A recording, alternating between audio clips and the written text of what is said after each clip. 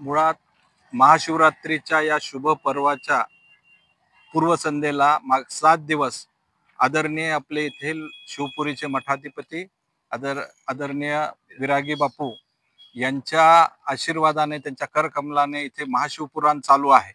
आणि याची विशेषतः आगळीवेगळी विशेषता बघतो की 7 दिवस हे चालतं आणि 7 दिवस इथे लाखो दीप प्रज्वलित करण्यात येतात.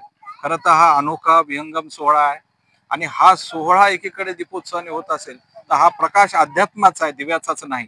आणि बापूमुळे या भागामध्ये धर्माचा, अध्यात्माचा मोठा प्रसार होत आहे. खरं तर हे स्थानाचंही महात्म्य मी आता सर्व आमच्या मित्र परिवाराकडून समजून घेतलं. फार अतिशय प्राचीन हेमाडपंथी बांधकाम असलेलं आणि फार याला मोठा इतिहास असलेलं हे मंदिर आहे. आणि बापूच्या सानिध्यात याचा नवलौकिक वाढत आहे.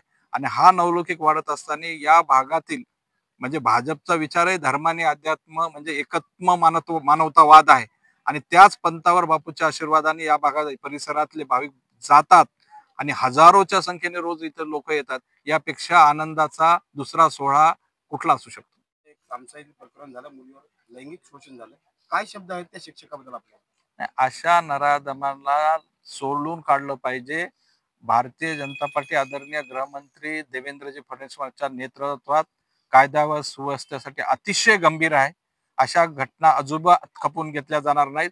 मोठ्या प्रमाणात त्याच्यावर कडक कारवाई होऊन त्वरित, माझा तर अशी मागणी आहे की फास्ट ट्रॅक कोर्टाकडे जाऊन त्याला फाशीची शिक्षा झाली पाहिजे.